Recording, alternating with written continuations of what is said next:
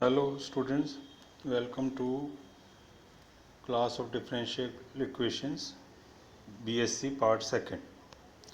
Students, पिछले turn पे मैंने आपको सिंगुलर सॉल्यूशंस के बारे में समझाया था।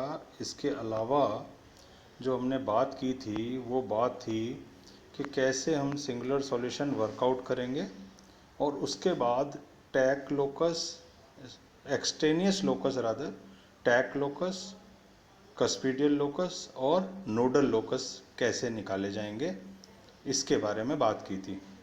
और जहाँ मैंने वाइंड अप करा था वहाँ आपसे मैंने ये कहा था कि आप इन वाले दो एक्सप्रेशंस पे बहुत ध्यान देके इसको याद करें, क्योंकि इसी से हम अब आगे जो क्वेश्चंस हैं वो निकालने की कोशिश करेंगे। तो इसमें हमने क्या बताया था आपको कि पी डिस्क्रिमिनेंट जो है वो है E C T square is equal to zero. कौन सा वाला? ये E C T square is equal to zero. और सी डिस्क्रिमिनेंट जो है वो है E C cube N square is equal to zero, ये वाला। तो इसमें मैंने आपको पी डिस्क्रिमिनेंट जब बताया था E C T square is equal to zero, तो ई तो था एक्सटेनियस लोकस, सी था कस्पीडियल लोकस और टी था टैक लोकस। और इसी तरह सी डिस्क्रिमिनेंट में E C cube N square is equal to zero जो था वो था आपका क्या? ई तो था एक्सटेनियस लोकस, सी क्यूब जो था आपका कस्पीडियल लोकस था और एन स्क्वायर जो आपका था वो क्या था? Nodal locus. ठीक है, तो ये दो एक्सप्रेशंस पे बहुत ज़्यादा आपको कंसंट्रेट करना है, क्योंकि जब हम पी डिस्क्रिमिनेंट और सी डिस्क्रिमिनेंट निकालेंगे किसी क्वेश्चन को सॉल्व करते समय, जो कॉम्पैक्ट फॉर्म आएगी उसमें हमको ये देखने पड़ेगा दोनों में कंपेयर करके, किसमें? पी डिस्क्रिमिनेंट और सी डिस्क्रिमिनेंट में, कि कौन सा एक्सटेनियस लोकस को रिप्रेजेंट कर रहा है ई, और सी कस्पीडियल लोकस को कौन रिप्रेजेंट कर रहा है, टी टैक लोकस को कौन रिप्रेजेंट कर रहा है, और एन नोडल लोकस को कौन रिप्रेजेंट कर रहा है। जो ई और ई है ये कॉमन है और इसको हम बाद में कहेंगे कि ये सिंगुलर सॉल्यूशन है उस क्वेश्चन का, डिफरेंशियल इक्वेशन का। तो अब आप ज़रा ध्यान दें, सिर्फ मैं आज आपको दो क्वेश्चंस कराऊंगा और इन दो क्वेश्चंस से अपन ये देखेंगे, एग्जांपल्स कराऊंगा रादर क्वेश्चन, कि किस तरीके से हमें किसी क्वेश्चन को अप्रोच करना है। और एक बार अगर मेथड सेट हो जाता माइंड में कि हमें किस तरह पी डिस्क्रिमिनेंट और किस तरह सी डिस्क्रिमिनेंट फाइंड आउट करके, दोनों को कंपेयर करके, और फिर बाद में पी डिस्क्रिमिनेंट को ई सी टी स्क्वायर बराबर ज़ीरो और सी डिस्क्रिमिनेंट को ई सी क्यूब एन स्क्वायर बराबर ज़ीरो के फॉर्म में जमाना है। जब हमको जैसे ही जमाना आ जाएगा तो हम दोनों को कंपेयर करके singular solution, कस्पीडियल locus, tac locus और नोडल लोकस फाइंड आउट कर लेंगे। तो अब आप देखें कि ये एक एग्जाम्पल है हमारे पास, 4x x minus one x minus two P square minus 3x square minus 6x plus to का होल स्क्वायर बराबर ज़ीरो, ये क्वेश्चन है। तो इस क्वेश्चन में अपने को सारे जो लोकस हैं वो फाइंड आउट करना है टुगेदर विथ सिंगुलर सॉल्यूशन। अब क्या करते हैं इसके लिए, देखें आप इस एक्सप्रेशन में आप ध्यान दें, हमने क्या करा, पी जो पी स्क्वायर है इसको सेपरेट करा। सेपरेट करके हम कहाँ पहुँचे? हम यहाँ पहुँचे जहाँ हमने क्या किया कि पी स्क्वायर की वैल्यू इस फॉर्म में निकाल ली। पी स्क्वायर जब इस एक्सप्रेशन का रूट लिया तो पी बन गया ये, और p को हमने फिर लिखा dy by d x is equal to 3x square minus 6x plus two, square remove हो गया, ये एक्सप्रेशन आ गया, और नीचे से 4 आ गया रूट में बाहर करते ही, और बाकी एक्सप्रेशन ये रूट में बचा। तो ये हमने p के फॉर्म में इस एक्सप्रेशन को जमा लिया, और p के फॉर्म में जैसे ही जमा लेते हैं तो p को हम क्या लिख देते हैं बाद में? dy by d x. और जब dy बाई डी एक्स लिख देते हैं तो फिर काम रह जाता है क्या अपने पास? इंटीग्रेशन का। तो इंटीग्रेशन के लिए अब आप देखें इस जगह पे अपन ने क्या करा कि dy इज इक्वल टू इस फॉर्म में इसको एक्सप्रेस कर लिया।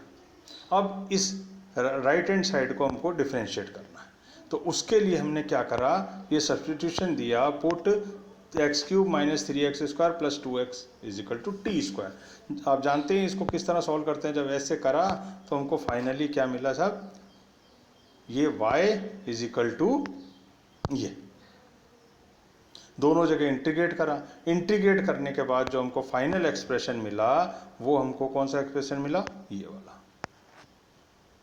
ठीक है। y प्लस सी का whole square is equal to x, x minus 1, x minus 2। यहाँ तक पहुँचने के बाद अब आप देखें कि ये जो इक्वेशन हमें मिली, ये मिली हमको किस किस में, y, c और x, यानी function of x, y and c, ठीक है। तो इस एक्सप्रेशन से हम क्या करेंगे, c डिस्क्रिमिनेंट फाइंड आउट करेंगे सबसे पहले। तो c डिस्क्रिमिनेंट फाइंड आउट करने के लिए हम क्या करते हैं, इसको एक्सपेंड करा यहाँ तक। एक्सपेंड करने के बाद ये पूरी इक्वेशन जो है ये वाली, ये आपकी c में क्वाड्रेटिक इक्वेशन है। ये वाली इक्वेशन काय में क्वाड्रेटिक है, c में। और जब c में क्वाड्रेटिक इक्वेशन है तो आप जानते हैं कि अपन इसका c discriminant easily find out कर सकते हैं। c डिस्क्रिमिनेंट फाइंड आउट करने के लिए क्या करना पड़ेगा, b square is equal to 4ac।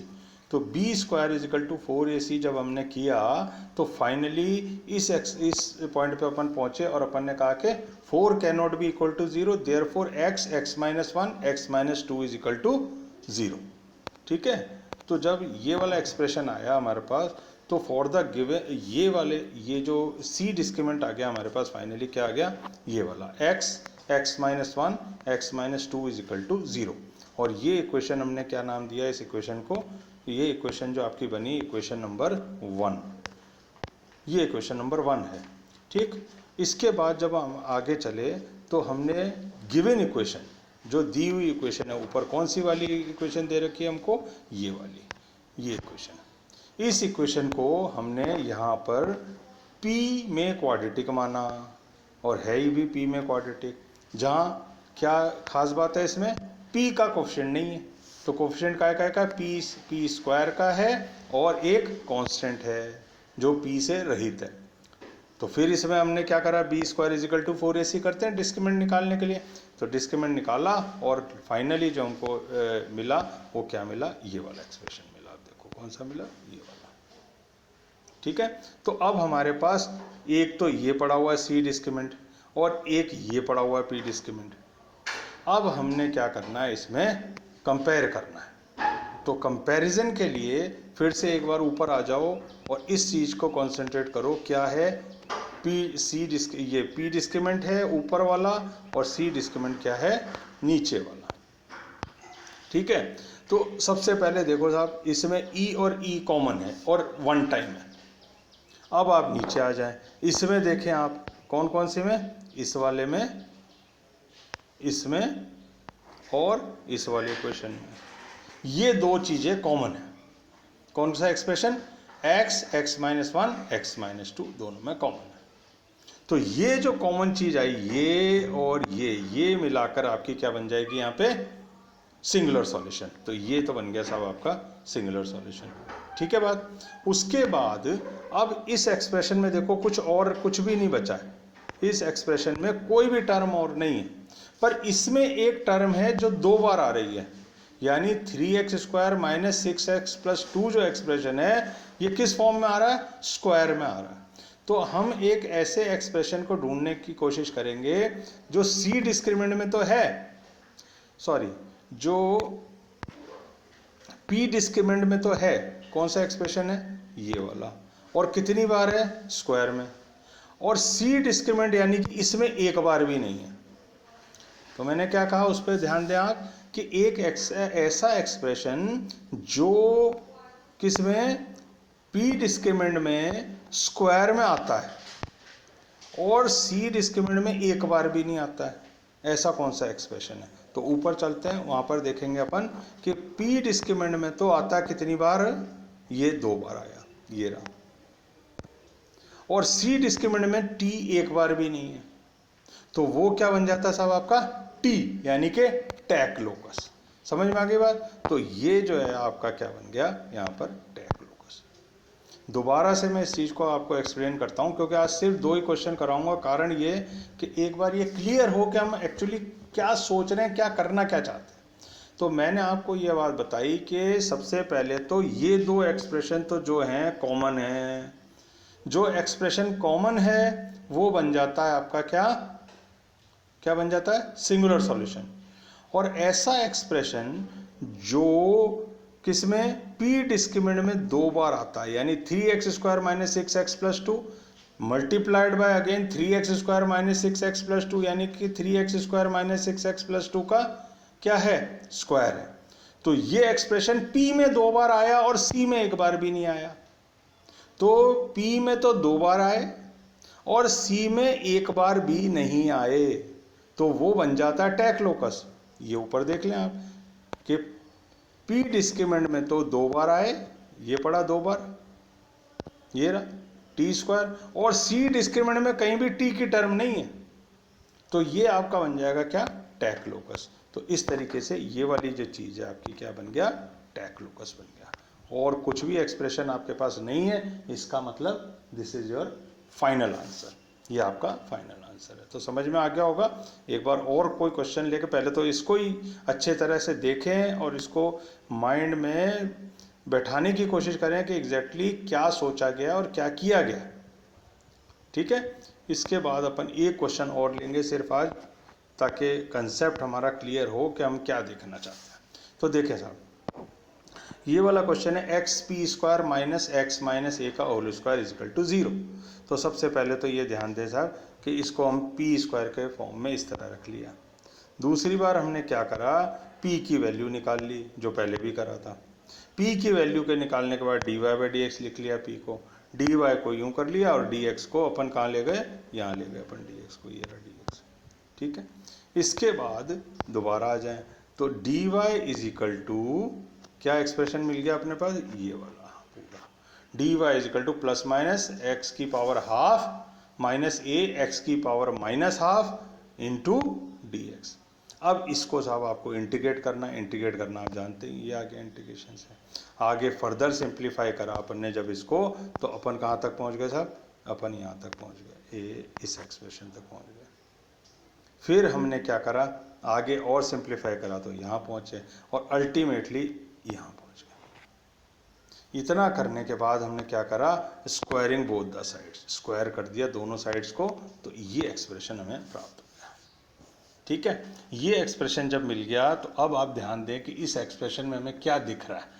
इस एक्सप्रेशन में हमें ये दिख रहा है कि which is the complete solution. ये तो बन गया आपका कंप्लीट सॉल्यूशन, यानी डिफरेंशियल इक्वेशन का हमने इंटीग्रेशन निकाल दिया, और ये p में डिफरेंशियल इक्वेशन थी, इसलिए dy/dx फर्स्ट ऑर्डर की थी, इसलिए एक इसके अंदर जो है आपका ये इंटीग्रेटिंग कांस्टेंट c इन्वॉल्व हो गया। तो ये तो आपका बन गया साहब कंप्लीट सॉल्यूशन, ठीक है। कंप्लीट सॉल्यूशन निकालने के बाद अब हमारा काम क्या रह गया, एक तो सिंगुलर सॉल्यूशन निकालना काम रह गया, और उसके बाद जो वेरियस लोकस इससे एसोसिएटेड हैं वो हमारा काम रह गया निकालना। तो हम इसको क्या करते हैं, दोबारा से xp² - x - a का होल स्क्वायर = 0 इस तरह से रख लेते हैं। फिर हम इसको और अगर एक्सप्लेन करके जमाएं तो करना कुछ नहीं है, इस स्टेप में मैंने सिर्फ ये दिखाया कि इस तरीके से आपको p में क्वाड्रेटिक बना के इक्वेशन को रख लिया।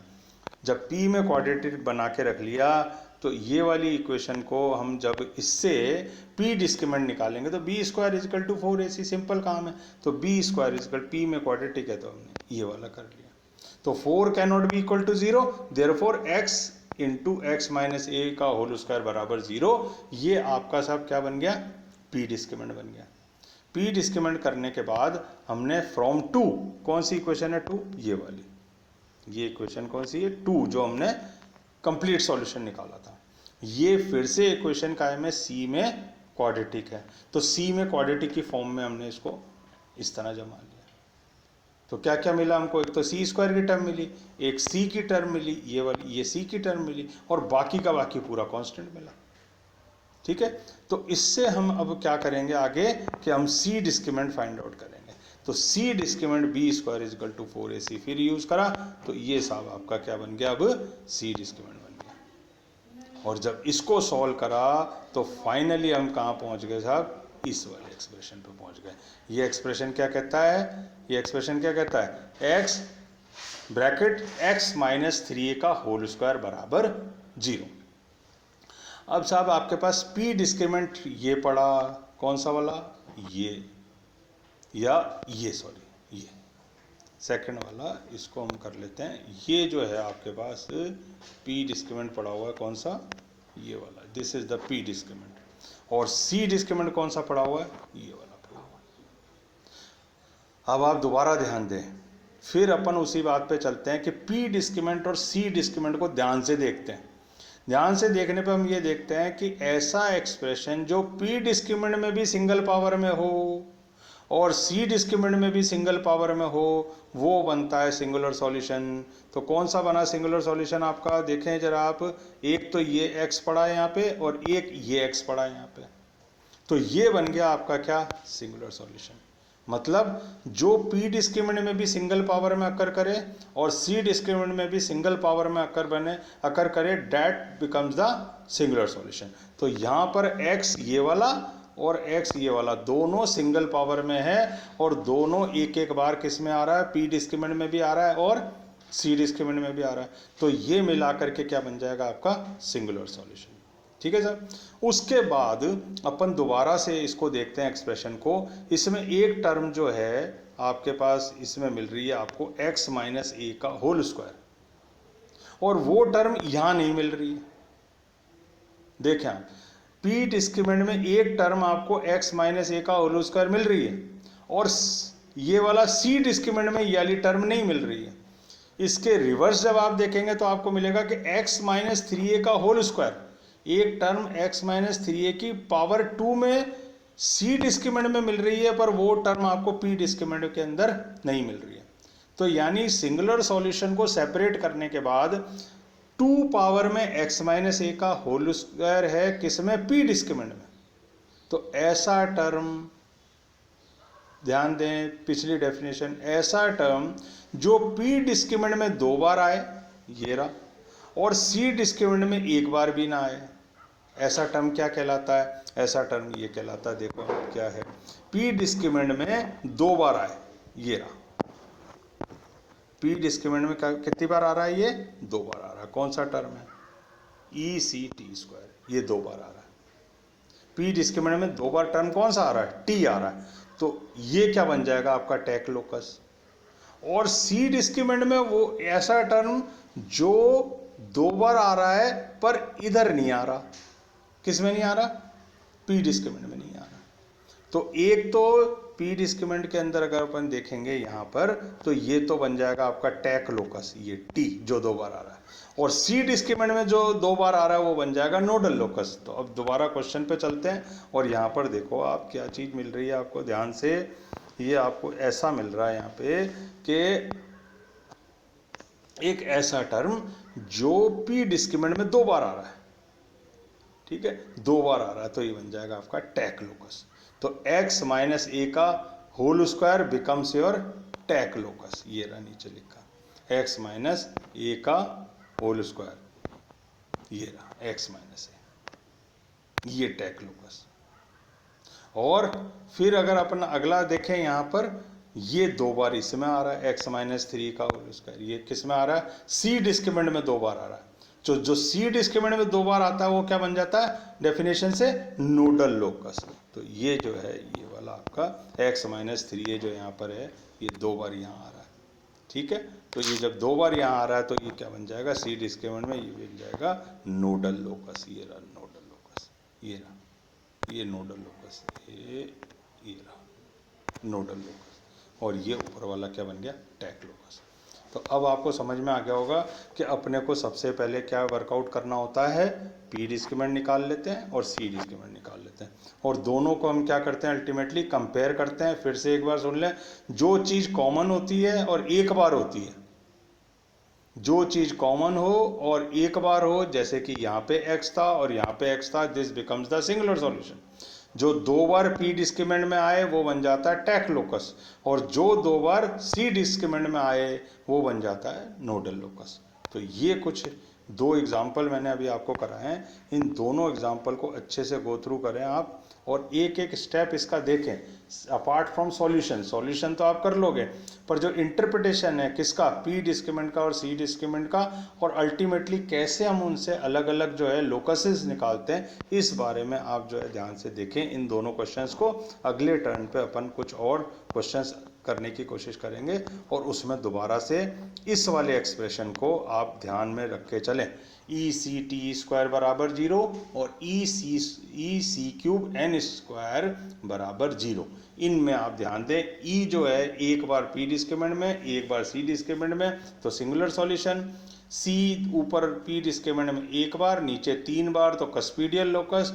पी डिस्क्रिमिनेंट में एक टर्म 2 बार, पर जो सी डिस्क्रिमिनेंट में ना हो तो बन जाएगी टैक लोकस। इसका रिवर्स, सी डिस्क्रिमिनेंट में एक टर्म एन की जो 2 बार हो पर पी डिस्क्रिमिनेंट में ना हो, वो बन जाएगी क्या, नोडल लोकस। तो इस तरीके से ये 2 एग्जाम्पल अपन ने आज देखे, और आगे आप फर्दर सॉल्व करते रहें एग्जाम्पल, और जो प्रॉब्लम आएगी उसको अपन डिस्कस करेंगे और आगे और अगले टर्न पे अपन क्वेश्चंस करेंगे। Okay, thanks.